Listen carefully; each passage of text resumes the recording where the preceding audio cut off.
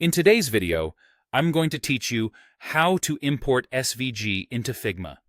By the end, you'll know the two fastest ways to bring an SVG into your file and keep it fully editable as vector shapes. Let's start with the quickest approach, drag and drop. On your computer, find the .svg file you want to use. With your Figma file open, simply drag that file from your desktop or folder and drop it onto the canvas. Figma instantly imports it as a vector graphic, not a flat image. That means you'll see groups, paths, and fills in the Layers panel, just like any other Figma vector. You can scale it up or down without losing quality, change colors in the Fill section, tweak strokes, and even double-click into shapes to adjust nodes and handles. This is great when you've received an icon set or logo from a colleague and you need to match a brand color or refine a curve without jumping back to another app. If you prefer using menus or shortcuts, use the Place command.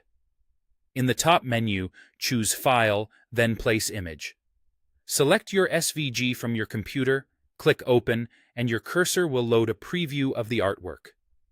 Click once on the canvas to place it at its original size, or click and drag to define the size as you drop it. This method also imports your SVG as editable vector layers, so you'll have the same control over paths, fills, and groups as with drag and drop. For speed, use the shortcut. On Mac, press Shift plus Command plus K. On Windows, press Shift plus Control plus K. When the cursor is loaded, you can place the SVG exactly where you want it, which is handy for precise layouts or when you're working on a busy frame. A quick tip about how SVGs behave in Figma. Unlike PNG or JPG, an imported SVG remains a vector graphic.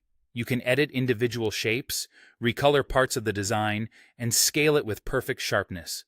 If you import an SVG and it behaves like a flat image, meaning you can't select individual paths, it usually means the file has been exported with settings that flatten or embed raster elements. In that case, resave or simplify the SVG in your original design tool, then re-import it into Figma.